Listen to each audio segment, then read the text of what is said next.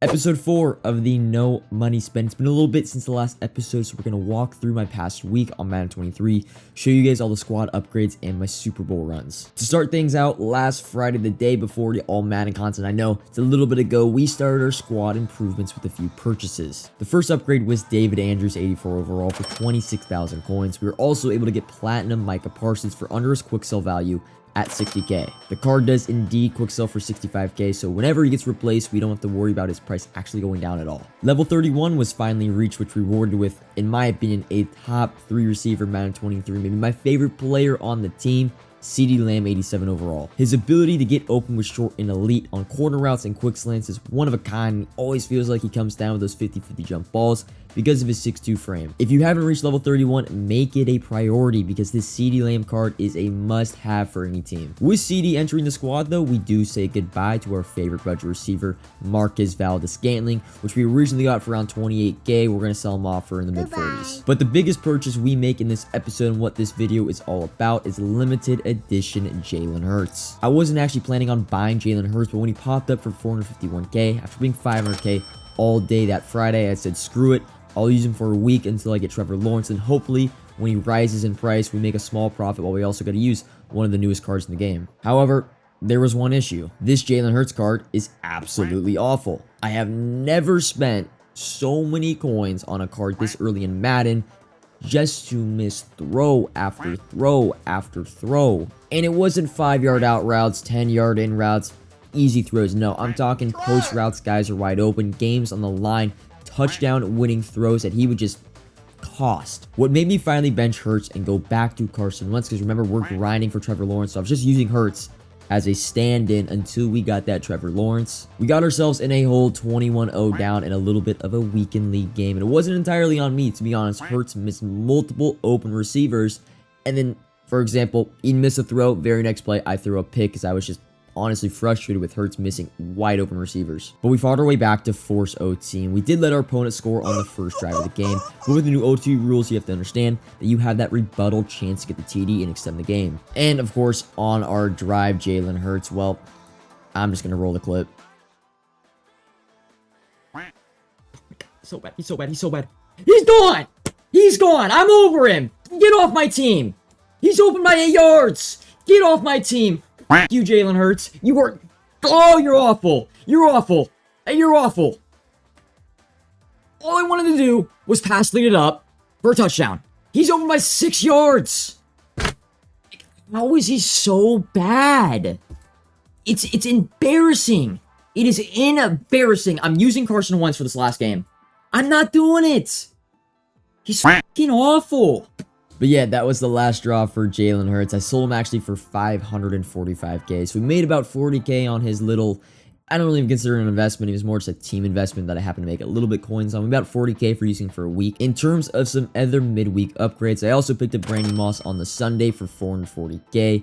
I hit competitive level 11, which gives you a 1 of 10 B&D rookie premier. I was able to choose the right guard Logan Bruss, which was perfect because I don't like to spend money on offensive linemen, and that makes it now 4 out of my 5 players, or 3 out of my 5 players being NCATs on my offensive line. Another free card we picked up was the 86 overall cornerback edition of Randy Moss, who had 6'4", 86 speed, is up there with probably the best cornerbacks in the game, and it only takes 30 minutes of solos to get him. The last major upgrade we made was 87 overall Jesse Bates, who I bought for 129k on Saturday morning when all Maddens dropped. His price dipped a little bit. So those were the major squad upgrades, and for next week, well, I did end up selling Jalen Hurts because I believe he's probably the most overpriced and overrated card in Madden 23. He was able to lead me to not 1, but not 2, but 3 straight Super Bowl wins in head-to-head seasons. It actually makes the 4th straight season. Can you remember you watched our first Super Bowl win led by Carson Wentz in our second head-to-head season?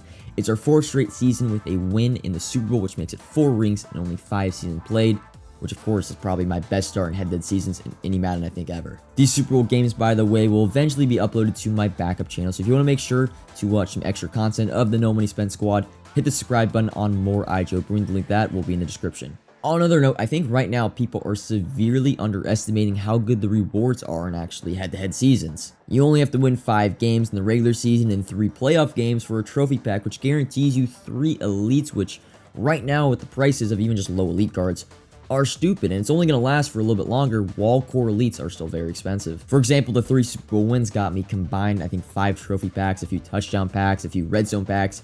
Some of my best pulls: 85 overall Tre'Davious White, who went for 50k, 84 Darren Waller, who went for 40k, and the biggest one, 88 Kevin Byard, who I already had on my team, but 88 Kevin Byard, who went for 190k. I haven't even mentioned the coins you get from playing head-to-head seasons. I probably made 25k individually for just winning the Super Bowl. And you also get a bunch of other little rewards. I know there's per game wins you get for coins. There's also coins you get when you actually make the playoffs.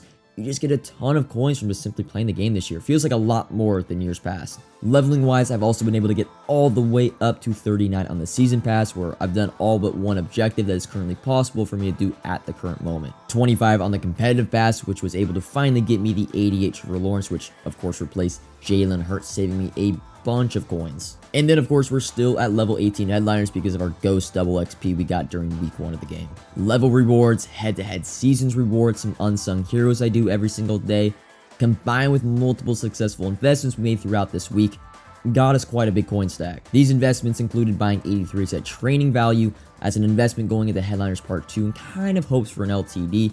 I bought a bunch of 83s for around the 13.5k mark and ended up selling them for 18.7 before tax the very next day, so a Wednesday to Thursday flip. I also had pre-built Justin Jefferson and Javon Holland sets by buying 10 86 headliners for around 55k. Got on the next day and saw they were going for 91k, so I sold them off and made about 250k on that investment after tax. We also did get a little lucky with some small rerolls. I put around 4k trading of those 83 trading investments that I made. I quick sold a few of them, did a couple rerolls around 4k worth, and was able to pull 2 86s, one being Lane Johnson, the other Carson Wentz. So everything combined, you got your 3 Super Bowl runs, you got your levels, you've also got your investments and your coin methods. When you guys saw me in last episode, I had around 1.5 mil at the end. I was able to get around 3.5 mil heading into the first Legend weekend. Of course, you're watching this on Sunday. That would have been yesterday. And I know it seems like a big jump, but we were also able to sell off a ton of players by getting just some simple end cats. I also did sell my original Kevin Byard for 180k because I eventually thought I was going to get Javon Holland. But we've been grinding, man. Although the coin methods haven't been that great and are a little bit slow, levels and head-to-head rewards have paid out in the masses. I'm kind of ready to give this team another upgrade. We've got 3.5 mil to spend. But will we spend it all? I don't know, man. We might have to wait until the next episode, because that's all for No Money Spent episode 4. I needed to kind of do a recap. I got kind of, stuck behind. I had a new PC, so some files I didn't have and some footage. Got a little bit behind on the YouTube grind a little bit, but that's episode 4 of the No Money Spent. Expect episode 5 pretty soon, probably in the next few days. Like if you enjoyed, of course, subscribe if you are new. And until next time, peace.